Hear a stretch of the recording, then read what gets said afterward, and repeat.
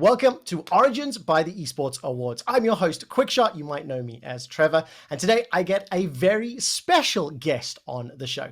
This is somebody that I have been parallel with in my esports journey for as long as I've been a professional, but only just recently have had the pleasure to have several conversations with.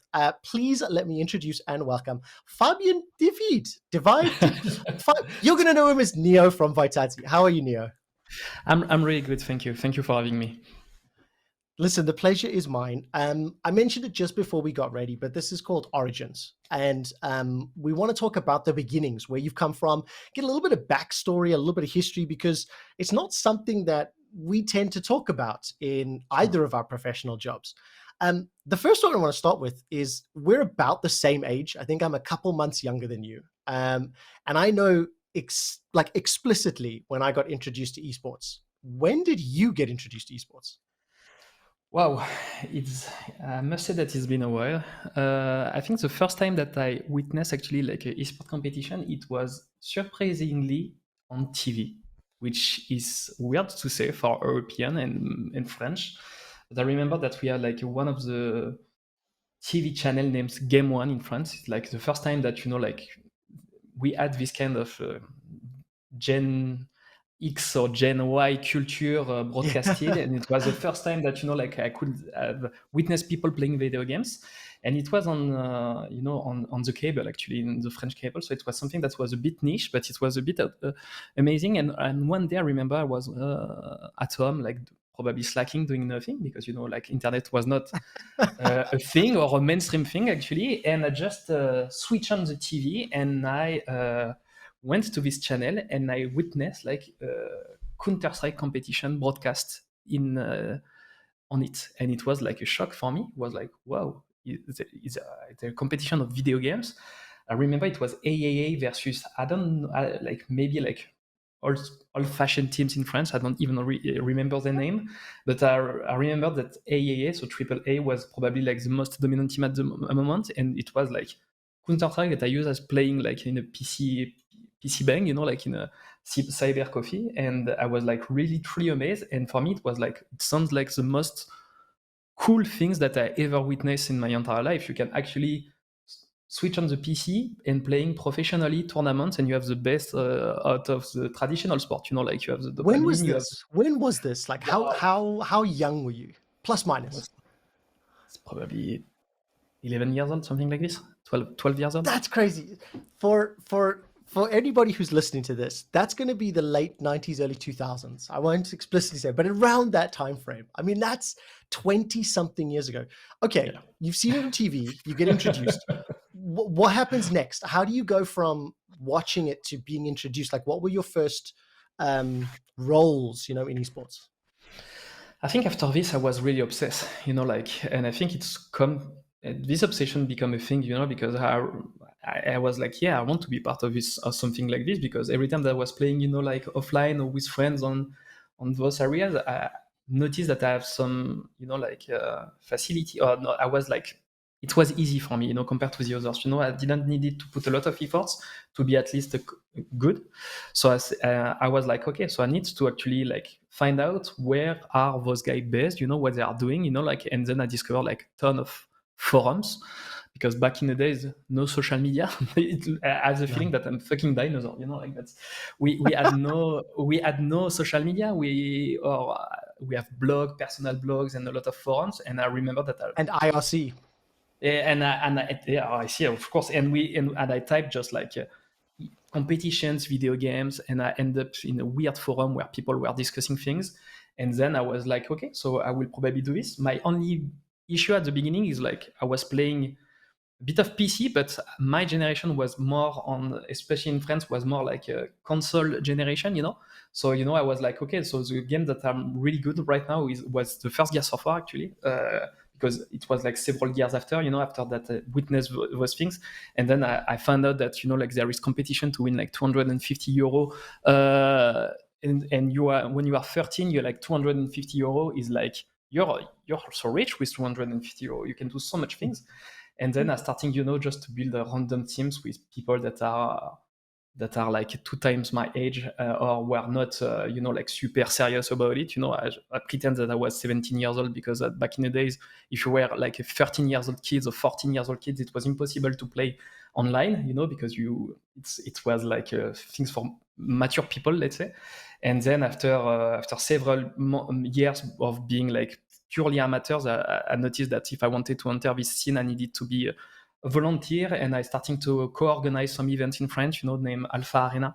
It was the biggest French event, like in consoles. So it was mainly Call of Duty and Halo in the back in the day. So I was like volunteers for many many years, like spending the entire weekend plugging some consoles, doing some brackets. But in the same time, also I wanted to compete. So I use this as a pretext to be close and closer to the top players, and to be recognized and to have a shot. And later, I just become semi-professional in Gears of War for probably 1 or 2 years, but it was too hard. And then I did realize that one day I was like just limited, like I didn't Yeah. have the talents, enough talents to be good. So I just like at 16 or 17, like realized that I will never be a top player, never become professional, but I have this appetite to organize, to be part of a group, Yep. to, like Yeah. when it comes to go to event, I was the one that was booking the stuff, that was talking with the organization, talking with everyone. I said, yeah, I like boring stuff, I like doing, I like planning stuff. I like being part of a group. I'm a leader. So You're I speaking said, to my soul. You are speaking to my soul, because I want to pause this very briefly. Sure. I also lied about my age when I first started competing. I played Battlefield 2 and then Call of Duty 4 on PC, and the teams were much older, so I had Of course. to pretend I was online. Eventually, the older guys were not as hardcore, as serious as I was, so they gave me the clan or the team, and I was like, oh, I like this. I'm excited. Look, I was in South Africa. I got to travel to DreamHack to play Call of Duty 4 and compete at an Intel event, and we got our asses kicked. And I was like, okay, now I see the skill difference and the level, right? So you're speaking to my soul. Can I Yeah. ask And, one more question? sure. One more question about your childhood, right? You think about those days, you think about the Gears of War lands, you think it was an Alpha LAN. I still remember AAA in the Season 1 League of Legends World Finals. I still remember Eclipsia versus AA. I remember those names very well as a child. Yeah. Um, if you spoke to your 17, 18, 19-year-old self and told him where you are today, where the industry is today, where Vitality is today, would you believe yourself? Impossible. It was not even a thing, like we were thinking about surviving, not about existing, like it was, I don't know how to say it, but back in the days it was not even a thing. We didn't have role models. I remember when I signed my first player professionally, like we offered him like 50 euro a month, like, and Yeah. it was already massive back in the days. And right now when I look back, and at this moment I was like, I couldn't imagine and project myself being in this position, especially, like having a team that is considered one of the best organization in the world. So yeah, definitely. I think like the teenager that I used to be, like, should be somewhere proud, of what we managed to achieve. But it's definitely was not a thing, like I think we Listen, you are passed. too humble. You are too humble. You not somewhat proud. You should be fucking proud. That's what I will say this I for you. appreciate It's it. it's incredible. Okay, look, you talked about the grassroots, right? The main reason we do want to talk about origins of Vitality. Um, from what I understand, Vitality became professional, started in 2013. Okay, that's Yeah. what you also say on your website. When Mhm. did it actually start? Like, how much work went into it before? How long did you think about it?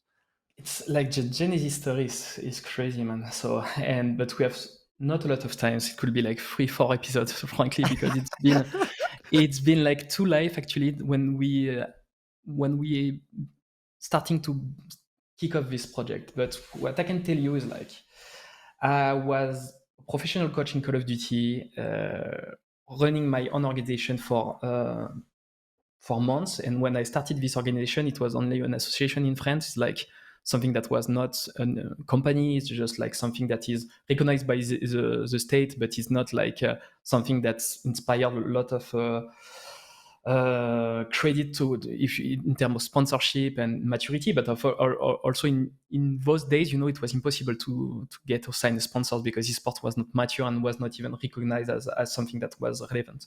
And I started this thing with my mom as a, that's was a secretary, so it was a crazy story, and starting to have some success in Call of Duty, and I had a bunch of players that was really good, and until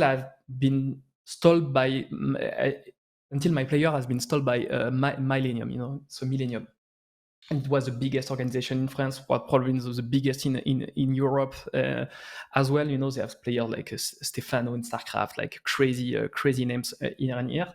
And then for several months, I was really gutted because I had the feeling that it was not for me, because I was mainly done. So, but I still wanted to be close, and I had all this kind of mindset that I really wanted to have my payback, so. So I became like a journalist, not to say like a really amateur journalist for Deserto back in the days, because Deserto used to be also have a French department, and I starting to cover all the Call of Duty championship, because it's my home ground, and it was also an opportunity for me to stay with the player that left me. And in Millennium, like the biggest guy was Gotaga, so it's the biggest. One of the biggest YouTuber and biggest streamer back in days, and it's still the case right now. That is also just founding a Gentlemate some years ago, and they been eliminated, at this World Championship, and they lost super badly. And I went to Gotaga and said, "Hey man, usually I'm the one that beat you, that's built a team to beat you. I know that you don't like me, I don't like you either. So maybe let's find something together to find a common ground and to build a winning team, because I know how to win, and you need this crucially." And he said, "I really dislike you, but I will trust you because you were a pain in the ass for my entire career." And I was like, "Okay, let's go." And it's starting, like our friendship starting like this, because after we become friends, and like we joined AAA to do a double effect to Millennium, because it was our biggest rival in the French scene. So he left Millennium, went to AAA. That was one of my childhood dreams, like joining AAA. It was massive, but unfortunately for them, they were like a bit of old-fashioned organization back in the days, like they did never really transition to the modern years of Yeah. esport, and it's starting to be a dying brand, and it was really sad to see it from the inside. So I said to Gotaga, Yep. "Hey, we provide so much values compared to what they brought to us. I'm pretty sure that, like I can do something better, So if you trust me, I can probably find someone that I really trust." And but at this moment, I was working, because esport was not paying my rent, like I was 18 Yes. years old, Yeah. and I was editor at the French television for a TV show named Scène de Ménage. So it's funny because I was really lucky, like I went study montage editing, and then I got like an internship that transitioned to a job, and I was really lucky on this timing. And in this company, I met someone that his name is Nicolas Morer, that is currently my co-founder for 12 years. And this guy was gutted about the movie TV industry. Was like, "Yeah, this is not what I like to do, and I want to become an entrepreneur. I love this mindset." And for me, I was 19 years old at this time, or 18 years old. I was like, "Hey, I don't know what entrepreneur means, man. Every time that I'm hearing administrative, I'm just like fucking scared. So there is no way that I'm doing it." And it's starting to convince me. He saw that we had a massive community, starting to have a Gotaga, with AAA, making some result here and here. And he said, "Let's build Vitality. Let's build a company together." And then I managed to get the trust of Gotaga to join us in this project, and trust of my player to transition to Wow. Millennium. That is super professional, to Yep. something that was Yep. non-existent with a lot of risk. And we starting Vitality with 10K euro. That's Nicolas loaned me because I had no Damn. money, in bank, and we starting the journey in 2013 like this Unreal. as a company. And I I must mean, admit, listen. Wait, let me sure, pause really quickly, because yeah, one of the sure, things that you've mentioned was amazing for me, is that um, the way you talk about looking up to against all authority, Millennium, looking to these organizations that had established and like maybe taken the first steps in esports. I know that for me, I considered myself like I had made it once I got to cast with D-Man and with Joe Miller. These are guys that I had watched commentate for years and years and years, like nearly a decade. I knew who these guys were. I knew the games that they worked with. when I stood side by side with them on a broadcast, I was like, okay, now I'm here, right? What was the first memory for Vitality? Is it a tournament win? Is it getting inside? When do you remember going from this, I have 10K in the bank and please, please, please, Lord Almighty, make this work, to going, fuck, we're here, we're doing it? I think it's the first ESWC, because right now it's EWC, but before Yes, it yes, used to be ESWC. I think yes. it was the same year that of our foundation, of our existence, like in 2013, and ESWC took a wild gamble and they demoted Counter-Strike. For the first year, Counter-Strike will not be at ESWC, and it will be replaced by Call of Duty console. So Mhm. back in the days, it was Black Ops 2. So I remember we received so much shit from the PC scenes because we were like, yeah, there is aim assist, this is not a thing, blah blah blah. But Yeah, actually, exactly. that's quite funny because if you look back, like, and most of the people that right now are leading top organization in esports, a lot of them, are from consoles, like esports consoles. Yeah, And I think it was also like a pivotal moment from this industry because the mainstream audience and YouTube gaming, like helps a lot the exposure of the games in general. And I think it was probably due to also the fame of Call of Duty. And I remember, so ESWC like organized this event, and it was during Paris Games Week. It was a French Cup, followed by the World Cup with all the Americans and so on. And we won actually the French Cup like easily. And for the first time, Mathieu Dallon, that is the founder of ESWC, that used to do like events for a decade already. Back in 2013, the guy was doing things in Bercy, which is the biggest arena in Paris. In early 2000. So it was really, really a pioneer on a lot of things. And he came to us and said, hey guys, we sold 3,000 tickets only for you. So 3,000 tickets, in this area, even right now, it's massive number, for in yeah, general for yeah, esports. And we won. yeah. And I remember the sound of, of the crowd when we win the last round, when we lift this trophy, and the dopamine that we had, Yeah. and it was the realization that, hey, you know what, starting now I think it will be a serious business. I think we are seated on a gold mine, and the community that we have behind us, like the storytelling that we are trying to build with Vitality is a thing, and I'm hooked. I know that's I Yeah. want to do this for the rest of my life, and I think it was probably the pillar of Vitality this moment, and it was probably our Nexus event. I love it. I love it so much. I can still feel the passion in your voice. And again, I can relate. Like, there's some memories that are just you can replay them in your head over and over. There's certain moments that just live with you. Um, I want to talk a little bit about the growth now because we've got a little bit of introduction, and you're not wrong. We could spend hours talking about Yeah, the sure. origins. Yeah, let's break it down. But what I do want to do is maybe talk about a topic that is less traditional. You and I had the pleasure of speaking in Riyadh during the Esports World Cup, the most recent one. And there was a story that really stuck with me about how hands on you are, let's say specifically with the FC players and the FC team. And it was something that really inspired me. And you've talked about your player background, coaching background. Like, you're a professional player at heart turned businessman, because I'm the same. If I was good enough to compete, I would, but I'm not, so I can't. So how has that passion helped you develop the culture or the staff or the things at Vitality that fans don't see?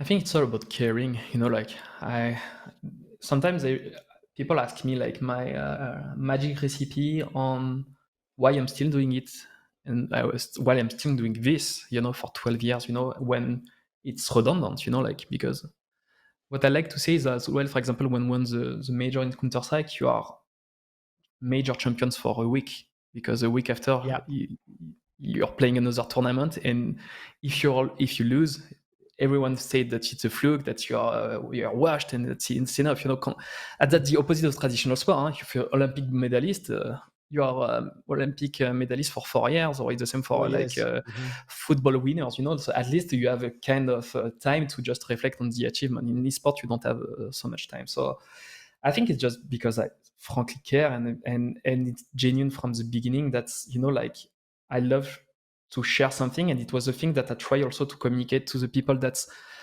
were really important in the vitality history and in sport in general. Like, if someone left this industry without giving back to the community, I think it's we have like, we have failed as a community. I think that's massive loss. We are so young in term of years, you know, like we can say that we are 25 years old, 30 years old at max, you know, but it's we're a young sport, and we need people that Yeah. actually have been there from the beginning, so everything, been there, done that, you know, like to not, you know, like give the answer to everyone, but at least to give a direction and to play the mentor role. And this is what I try to do. You know, like sometimes I try to oriented people to just take the right choice. You know, like, but I don't want to just micromanage them, because sometimes they also need to learn by the hard way. But I think this is why I still care, because I think our motto is V for victory, but it's not only V for victory, it's V for vocation. And this job is a vocation, and that's really important to me. Yeah. I mean, listen, how has your leadership style evolved? Because the eloquence that you have now and the business savvy skills that you have now, let's be honest, you probably did not have in 2012 or 2013.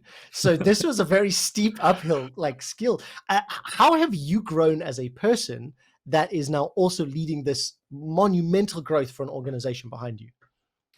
I think it's a balance. I think I'm really lucky to have a co-founder like Nico close to me, Nicolas Morer. I think he's probably one of the biggest also. He's one of the brilliant mind that we have in this industry. You know, like kudo to Victor from Liquid, from Yevon, from Navil. There is like a ton of super inspiring leaders that's still here for many, many years and are so brilliant on many phases. And I think Nico is one of them, frankly. And I think we are super complementary, because what he's doing every day, I cannot do it, and what I'm doing every day, he cannot do it. And I think that's why we have been a couple and a duo for so many years. You know, like there is, but it's important, you know, like, because, you know, like, it's hard in this industry when money is on the line. There is tough decision. You know, there is ownership, shares, cap table. You know, so capitalistic decision. You know, like everyone can turn, but you know, like, to see his profit or his Yeah. interest differently, and it create conflict. That's part of the human nature, you know. And we were mm, aligned on the trajectory of the company for 12 years, when if we have a lot of disagreement on a lot of things, you know. But I think we were mature enough to put our ego aside and to say, okay, I don't understand what you're trying to say, but I will do the efforts to go Understand. that way, you know, and to Yeah. understand in general. And I think it was something that I think one of the key reasons of our success is having a duo of founders that is aligned on the trajectory, aligned on what esport is and what esport will be, you know. And ultimately, we never change our cap. And I think it's probably one of the things where I'm the proudest regarding like the entrepreneurial journey, and it it allows me to, you know, focus on a lot of things and to learn as well. Because yeah, you're right. On the first years, I was really protected, you know, because Nicolas was doing a lot of things.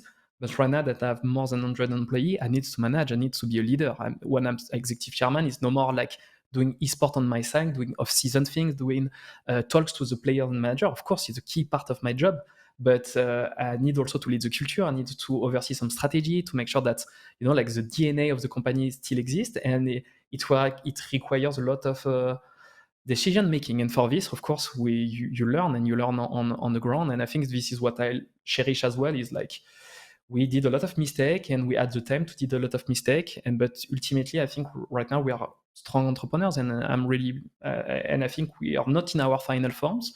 But I can tell you that the person that I used to be like 4 years ago was not the same as I am right now. So I'm really, Yeah. really proud of this growth, actually.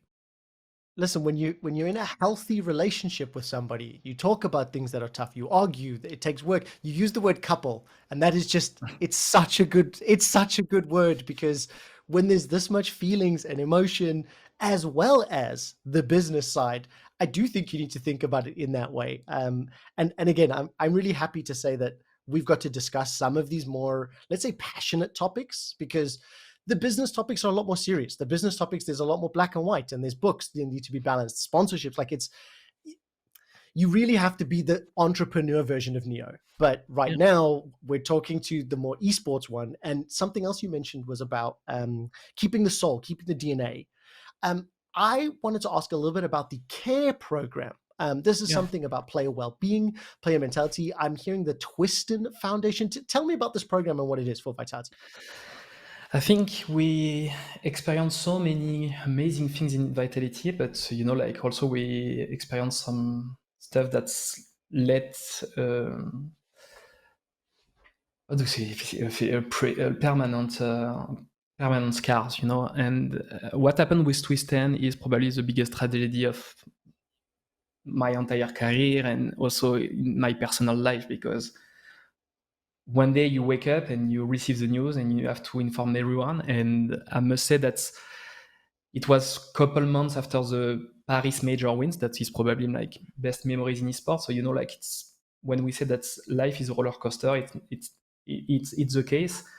And we knew that mental health is something that is super important for this current generation, because the former generation was probably not as aware as we are. Yeah, So and right now also with social media and like our digital identity that is fully part of their reality, because my nickname is Neo, but Matrix, yeah, it was a difference, like it was a digital identity, sorry, versus what you are doing in the present. So it was like the beginning of this question. But right now, for the new generation, there is no debate.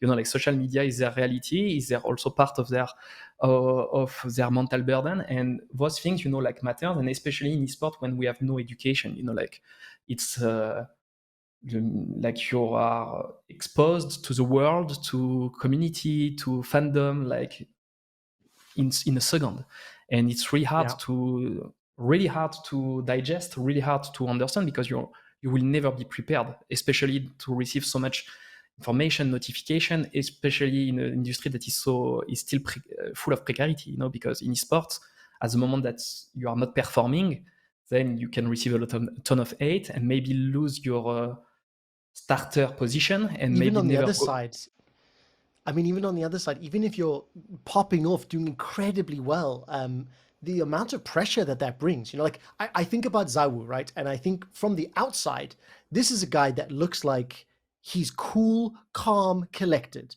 This is somebody that people get mad at him online because he doesn't show enough of the emotion they want to see.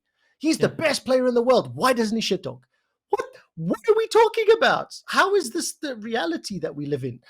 I, I want to know what you think about how players balance both the positives, the negatives, and maybe how like this care program. Do you have any examples of how it's maybe already starting to show, benefits in your perspective? I think the first thing is like, first it was also to help the family of Twisten that built this foundation in check, like also to contribute and to also honor his name, his memory, because he was a brilliant mind, brilliant kid, and could have been like a face of Valorant in Europe, because he was at the really beginning of his career and he was really, really talented.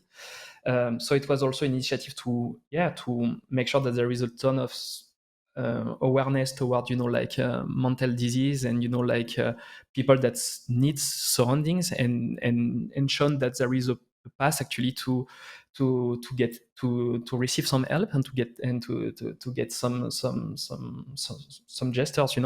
So it was the Yeah, beginning of this, that we try to collaborate a lot. I think they've done a lot. We done a lot of charity. We create a merchandising collection, and all the revenue and 100% of the revenue have been also for this foundation. So it's first things, and I know that it will be the fight of his mother for the rest of her life, and she's really she's so brave actually. She's carry this every day with so much positive energy, and and so much inspiring messages that it's really good to watch, and we are here to support her as long as she's running it. And for the care, it's more about giving once again like some content about, yeah, like cyber harassment, that is a thing, like the pressure Yeah. on the pressure that we have on the shoulders. And lately, like recently, we starting to work with a startup named Bodyguard.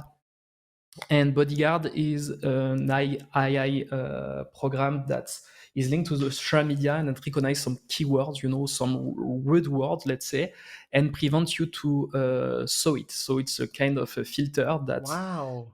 allow you to at least not be disturbed by this, because sometimes, like, hey, people are angry and they said, oh, I will evacuate my frustration with a tweet mentioning the guy and blah blah blah, but ultimately you think that you're isolated. It's not the case. We receive like maybe a Yeah. hundred of those ones. So Bodyguard helps a lot. We're starting to do it with several people in Vitality, myself included, because when you're a leader, of course, like you are here to making choice, and sometimes it disturbs you also to take the right decision, because you can be impacted by like the fans interaction or the fans opinion, even if I don't want to be disconnected, because it's still good Yeah. feedback, and you shouldn't be like blindsided by some stuff. But sometimes when it's too much, it also needs to be also you need some assistance on this one. So Bodyguard is a good example of what we are trying to build. It's not mandatory for every players. We let them the Yeah. choice. For example, someone like Apex, like like it's a fuel for him. Yes. Yes. He will take Yes. he will take it personally. Let's be honest. Let's be honest. When you Yes. read like some comments that say that he has no hands, that he's washed, blah blah blah, Yeah. like Mm. he's still affected. If he pretends it's not the case, it is, But because we're the important thing is, for somebody like Apex, again, I only watch him from the outside, right? yeah. But what I can even see as somebody, I've gone to a lot of therapy. I am very proud of that. I've done a lot of work on my own mental health, and I've been through tough times and whatnot. But I can see in Apex something that he chooses to read those things, right? And Mhm. Yeah, he of course. understands. I know when I read angry comments on Reddit, it's going to make me feel bad. But I also know that I can process that. I can work through that because I've done a lot of mental health training, and I've gone to, and I have therapists, and I have a wife, and I have people I can lean on. So Yeah, it's very important to make those differences, because exactly. not everybody wants to. And also, so many pro players become pro players at such a young age. They haven't experienced the wider world a lot. Not Yeah. to be disrespectful, but don't have those deep relationships that you can, maybe don't have those really deep relationships where you can No, speak about your emotions and your health and things. no, and I do agree with something. Is like usually when I Mm. have young players, I notice that their interest, like, and what they like to do outside gaming is really limited. Because they are in a young age, and usually Yeah. they were not super curious about anything else. So like so their reality and their life works usually turn around, like the result that they get, or like their mood about like video games. And it's also something that we are trying to work with them, to make sure that, yeah, they're curious about other things in esports, because it's healthy to, yes, you have to Yeah. put the numbers. Yes, it's a passion before everything. But sometimes passions turn to be like something that hurts yourself, And especially when Yeah. you become pro, because become pro, it's a lot of sacrifice, a lot of moments that you will bleed for the game. Like Yeah. that's symbolic, but it is like this. And Yeah. if you are affected by like the process, by the result, and you don't understand the process, then it's getting super complicated. And I think, yeah, you're right, fully right on Apex. For him, like, he will be moody, he will be affected, like, because he receive a lot. Maybe sometimes he will insult someone on Twitter as an answer, and it will feel good to sometimes like say it Lash with out. yeah, exactly, without filter, because you can. It's like, of course, we are all media trained and PR trained, and Yeah. insulting someone for free is never a good thing, but sometimes when it's too much, it's too No. much. So we let it go, let's say. But I know that it creates like a fuel for him, and he will put extra Yeah. motivation. So Apex is really different. But for other players, they are okay with that. For example, Zen in Rocket League, you Yeah. become like world champion at 16 years old, was considered as a god at 16 years old, and didn't win anything for 2 years, for example. And when you want Yeah. that early and you are chasing or hunting result afterwards, it could be hard. And then the community also like, hey, this guy was one trick wonders. And I asked him, do you want the bodyguard program? And he's like, no, I'm fine. And I know that it's real, but also he have surroundings that allow him to take a lot of distance from this.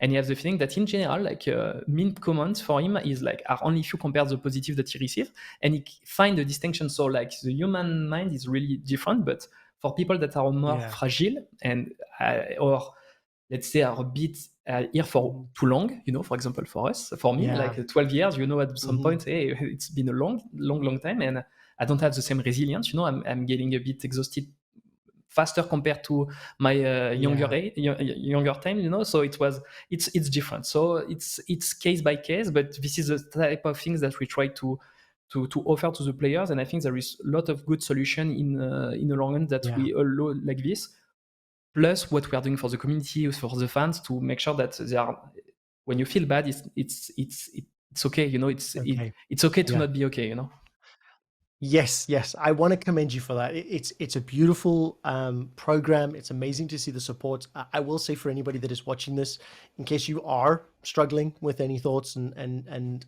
need support, look up. There are resources, there are telephone numbers, there are therapists. I cannot recommend therapy any high to everybody. It doesn't matter Yeah. how you're feeling. It's so valuable. Um, let's take a quick breather and move on to the next topic. And I'll start with sort of the last question that I had in mind, was that Vitality has already left a mark on the esports industry. Vitality as a organization or a club has already exceeded the clubs or the organizations or the clans that inspired Vitality. That's something to be proud of. That's something to immediately just say outright, like, you've done it. And I can tell by your smile, you do feel that. I want you to zoom out a little bit and go, what would you consider successful when you look back and you see the legacy that Vitality has left, however many years down the line that's going to be? This one is hard to answer because like I think like for me it's all about fatherhood. When you became a father, I was really, and I'm still really scared about common things like dying, like, Yeah. and when Yeah. you turn to be like, it's stupid ones, but it's like a genuine one, and when I became a father, I just realized that i'm i'm I'm not scared anymore, because what matters is what is actually like my son is actually what I will leg him. I don't say it. What the legacy will stay for, remains for him, Yes. and I think if this is where I am with Vitality. I think like I want Vitality to survive Neo and Nicolas. I think that's the things. And at the moment that I have the feeling that I'm not the right guy anymore, that I'm not that commitment, and the team is strong enough to just survive his founders. I think Yeah. it means the world to me, because my dream, I had a lot of dream, but I keep on dreaming because I think it's really important and really healthy. Otherwise, we will be just like used by or affected by everything. And I think it's important to project ourselves and to remain a dreamer. I think otherwise, what's the purpose of living? And I think one of those things is to make sure that we will be 100 years organization at some point. Like that we will be. When I see like what is from traditional franchise and traditional sport like Bayern München, or like even Manchester Yeah. United, even if they're having a rough times lately, I think it's still like that's still names that like Yeah. They've been around for such a long time. and you can see the values. You can feel that Mhm. there is people that from family, like to grandfather to father to and son, they keep on supporting the club, And this, I think, is the best reward for me. And the best reward will be like this, like that vitality, like survive us, and will be Yeah. 100 years organization and still considered as one of the elite. And that's probably where I'm trying to put the standard, and I hope that I will see it from my own eyes.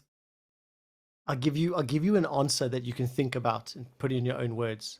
When the legacy of Vitality is 100 years old, the legacy will be made by the fans, because you Yeah, don't know what game they're watching. You don't know which players they love. You don't know which, because for me, my Vitality memory and legacy, and the thing that I loved the most, was the Jazuke led League of Legends team. yeah, That that's true. era and that time is where, like, I have goosebumps thinking about his rise right now, straight up. Yeah, well, I And for remember. me, that connection, that passion is what comes to me. So that's an idea.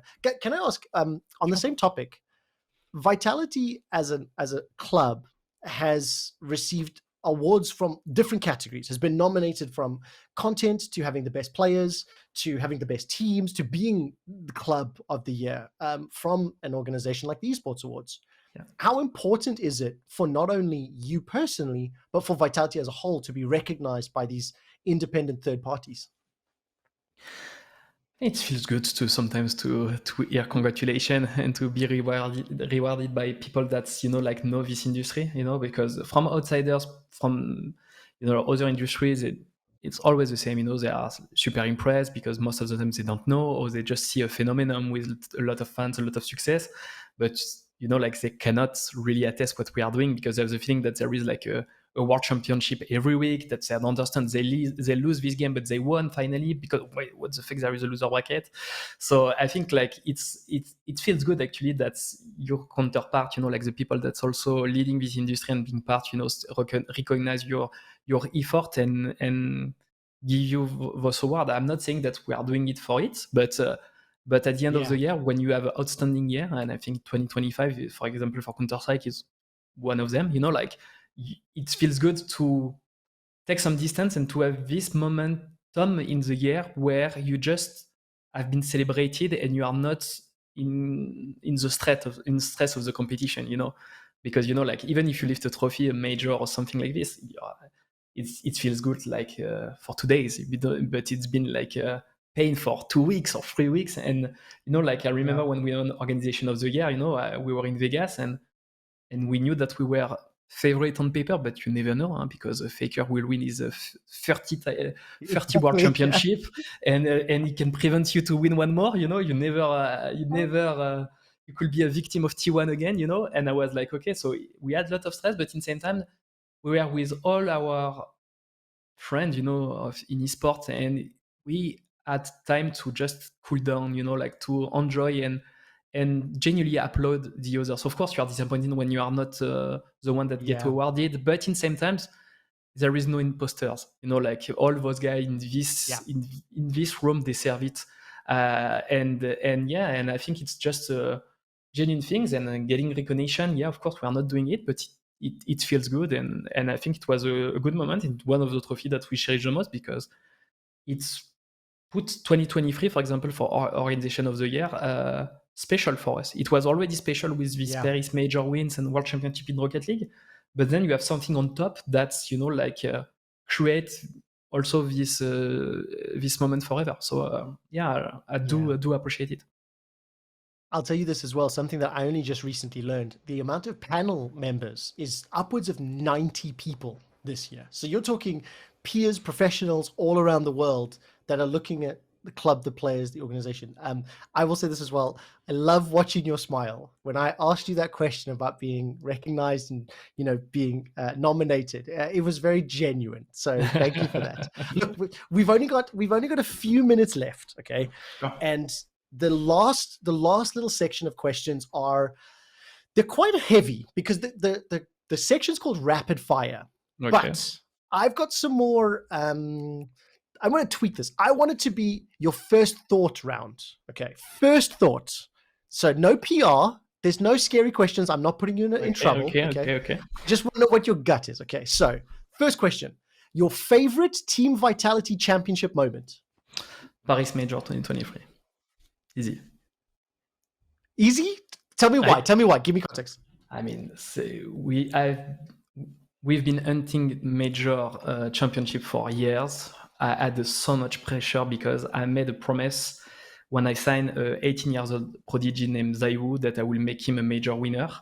And I was so fucking scared that we were the organization that have the best player in the world, not able to give him a championship or a major ring.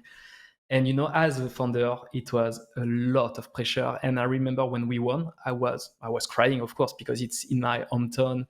Entire family was in the arena. All the French people were behind us, and the sound, like the sound of the people when they Oh, exploded. loud. When we won, it gave me still goosebumps, and I'm still really impressed.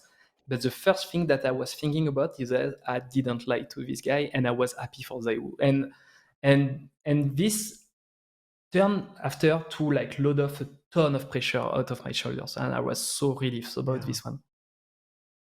Okay, a behind the scenes part of Team Vitality that would surprise fans. I'm watching every scrims from every games. It's ridiculous. That's stupid as fuck, man. I don't watch like minute by minute, but yeah, okay. From Valorant, League of Legends, Rocket League, and thanks God Counter-Strike don't stream their stream. Listen, Otherwise I will watch. You have a toxic relationship with the internet, my friend. That's too many games. That's too many games. Yeah, I'm not doing it.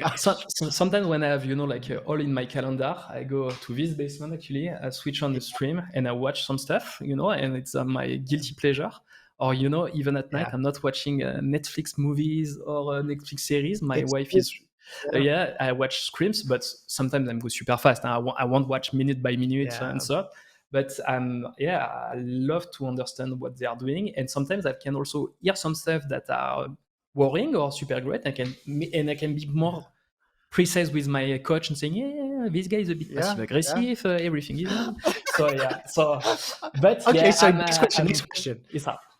If you were not leading Team Vitality, what would you be doing?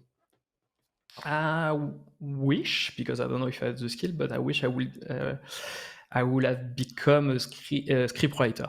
I love stories. Oh, wow. That's what I love to write. I love to tell stories, and that's something that I cherish the most. And I think I would be happy, to be in front of my PC alone, but not playing video games or solo queue, or just writing stories. I understand why you're drawn to esports. I'm the same. I like creative writing, Dungeons and Dragons, like making things up. So there's always stories in esports. Okay, one word that describes Team Vitality's culture. I will not be humble, but I will say elite. Elite. One esports title that you wish you had entered earlier. No, I think we did the moment at the right time. Sounds really PR, but actually I have no regret on the timing that where we entered since. I don't think I have regret. I wish I could have been Dota 2 when TI was massive. I think right now it's struggling a bit. But I must admit that like the OG runs when they went back-to-back champions at T1, it was a moment that I wanted to be part of this scene, and I wish we could have be in this era of Dota 2. One game, no matter how big or small, you wish Vitality had a team in. I think we've done. I think we had so many games. I think I'm fine with that. Dota 2 will be probably the answer from what I said previously. Yeah, I think maybe Dota 2 is something that we lacked. As Fabien, what is your favorite personal accomplishment when you think about your professional time at Vitality? It was probably the day where I created my own job. That's reassured my mom. But the first time that you have a contract and you can live from it, then for me, like it means that you did something good. Because we had a lot of employees, but I was not paid for many many years, for almost 4 years. And Yeah. when we're starting to be paid, and not funded the company, because I think I was one of the president and chairman that probably lost a lot of money in the early years of Vitality and in esports in general. And when you're starting to get revenue and like salaries that are starting to be comfortable, then it's an accomplishment, because you create job, you create those things. And I think it's probably a moment that I was probably really proud. I think you should take this as it is intended. Congratulations. Thank you. 17-year-old Fabien, if you were to tell him where you are now, where Vitality is, how much it has grown in the French esports scene, your younger self should be proud of your current self. Look, that's all the time that we have. I'm going to give you one last chance. Do you want to give a shout out to anybody, any partners? What do people need to look forward to from Vitality in the next few months?